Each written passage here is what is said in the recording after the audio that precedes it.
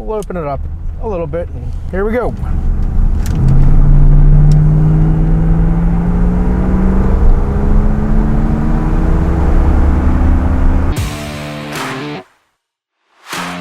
Hi everybody, Jim from County Corvette. I have here today one of the nicest later C3s I've had, and I don't remember how long, because this is a real 6,978 mile original car that we just got from the owner from 1983. He bought the car with just over 1,000 miles, and he bought it from Stout Auto Sales. Original paint, Corvette White, original interior, camel. The interior in this car is like new. The paint is, I mean, it's amazing, near flawless from what I can see. This is a Bowling Green car, obviously in '82, so it was made in down in the new plant. So that meant base coat, clear coat. It's held up really well, but it's a real car. I've got mileage documentation on it. They had Carfaxes for cars starting in 1981, I believe. So this has a Carfax on it. Not all the records are on there, but I have other paper documentation that shows, you know, it's the real McCoy. And it looks it. It fits the part. The options are about $2,000 worth of options on this car, which was a lot. The car was around $20,000 and change, and then another $2,000 in options, which in '82 was a really, that's about as good as you can equip one of these cars. It is the Crossfire fuel-injected engine. This is the first year for that. Second year for computer control. 1981 had the computer modulated carburetor. This is the computer modulated throttle bodies. First year for the 4-speed 700 R4 transmission, and just a great car in general. Now we've gone through the car. It has original tires. These are the original tires for the car. We did a couple things to it. The power antenna needed a replacement, which we put a correct OEM antenna back in there. I'm gonna go through the option list, but it's all listed there. Tilt telescopic, power steering, power brakes, tinted tops, the aluminum wheels. Just a super nice car. I haven't driven it yet. My techs drove it. We did go through the car. I think we did brake calipers on it as well. We had a small bill in our shop here for it, but wow, what a great car. All right, and let's take it for a drive. All right, let's start this thing up here.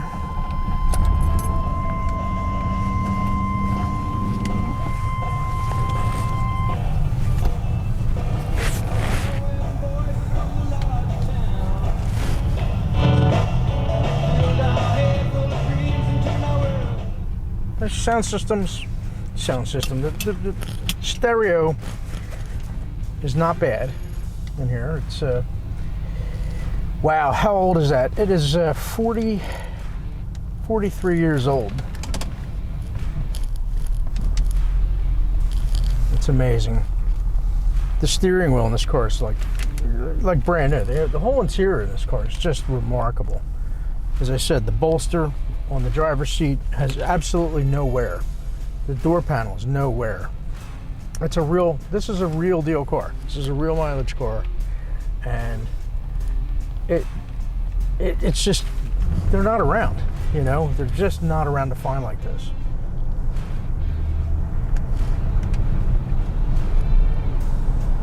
It is remarkable that I'm adjusting the mirrors here. Now we did an operations check on this thing, and like I said, the only thing that didn't work properly was the power steering antenna, and we replaced it.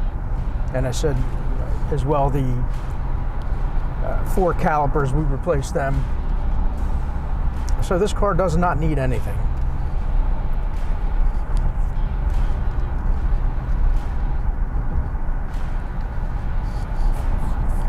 Okay, pretty well warmed up here. Now in 1982, for those who don't know, these were the first quasi fuel injected cars. It's got dual throttle bodies, and they run okay. They're not super powerful. It's just under 300 horsepower. But the extra gear in the transmission does give it a little bit better, you know, takeoff performance, that type of thing, and it gives it a little overdrive. Now I've owned 82s. When I used to do Corvette Club stuff, my my wife at the time and I used to drive her 82, and these are nice driving cars. They're comfortable. You got great gas mileage. I got over 25 miles per gallon in that car, and I know that's not, you know, a big factor on a car like this, but hey, you know, why not?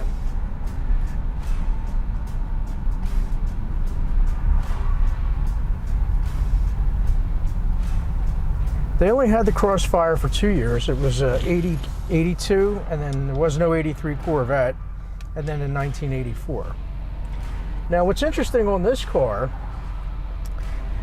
on the warranty booklet, it actually says 1983. So this was a 1983 delivery on a 1982 car. It's pretty wild. And as I said, the first owner, because it was registered to somebody, but just for a short period of time, he only put a little over 1,000 miles on it. I don't know the backstory there. I bought this car.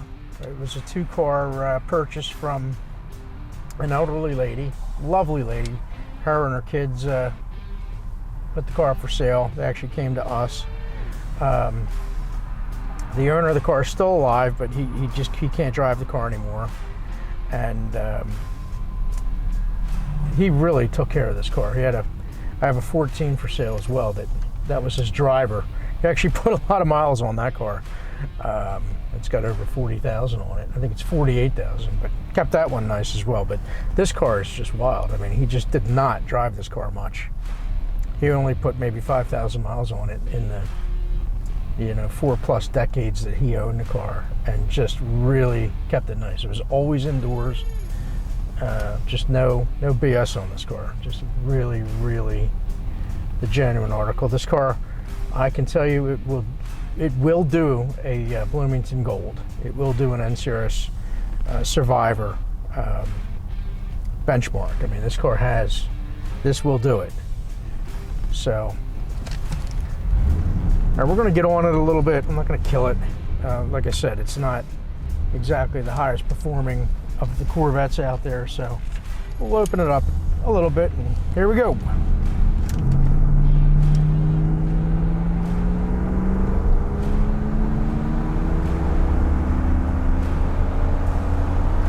All right, I started off in second gear, and these things are funny like that because there is no 1 on the shift indicator, so I'll just kick it down here to try to get it up to full RPM.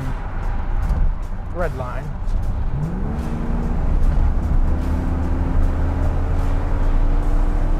All right.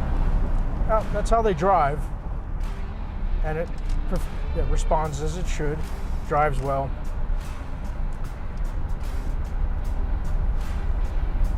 I only got it up to, I'd say about 4,500 RPM. Red line's 52 or so.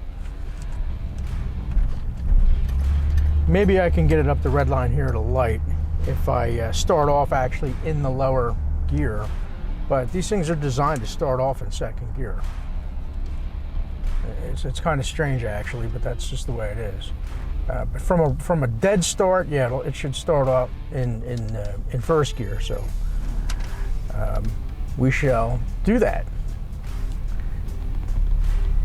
But the car runs as it should. There's no issues with the engine, no issues with the transmission. I just want people to understand, the performance of these cars was mediocre, to be candid, to describe it the best I can. These are just not high-performing cars. Oh, all right. All right, it goes right up the red line. I don't know if I was on a slick surface back there, but it actually did a little burnout.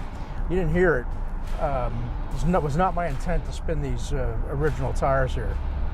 I didn't get crazy. We didn't burn rubber, but I did get a little wheel spin. But it goes right up the red line when you start out in that lower gear.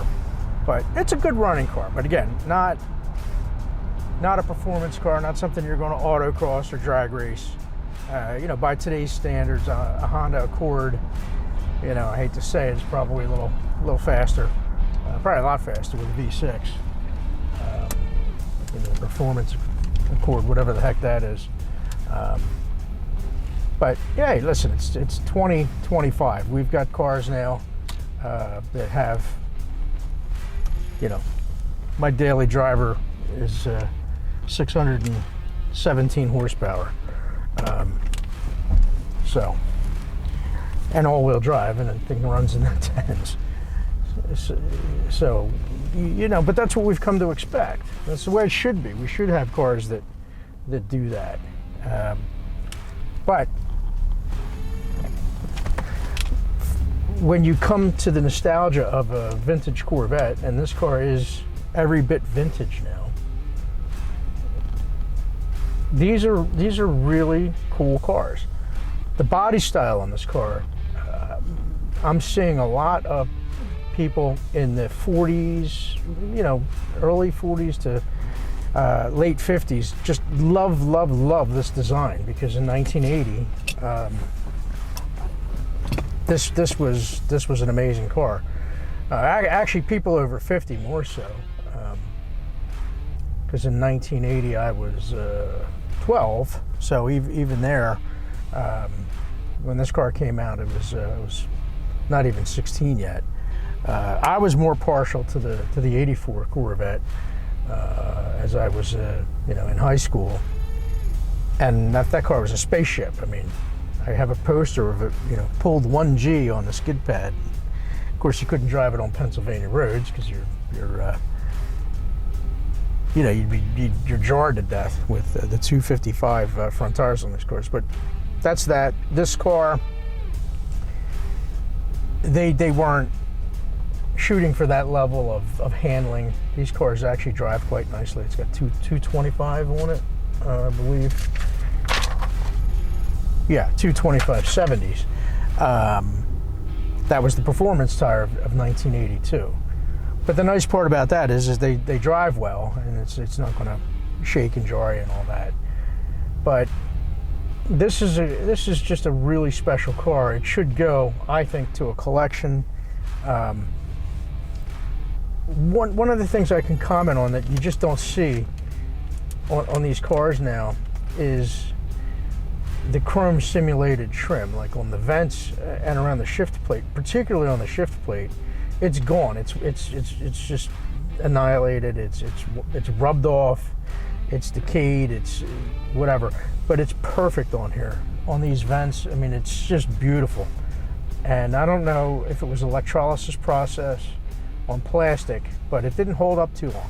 This is just, it's like new. I mean, it really is. Around the horn bezel, the horn, the steering wheel, there's not a mark on it. It's just an amazing car. So if you're looking for one of these things,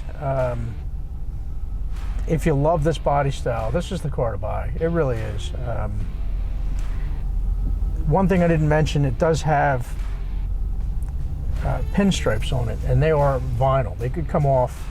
I didn't take them off because they actually still look great. So that's up to the buyer, but I'd leave them on there. It's just a beautiful, well-preserved car, and please, put this car in a nice collection, give it a great home, preserve it more. It really, really deserves it. Thanks for watching my video, and please subscribe and keep watching. We get a lot of great cars. I get a lot of great cars that don't make the website. If you're looking for a special car, we have access to cars that a lot of people don't.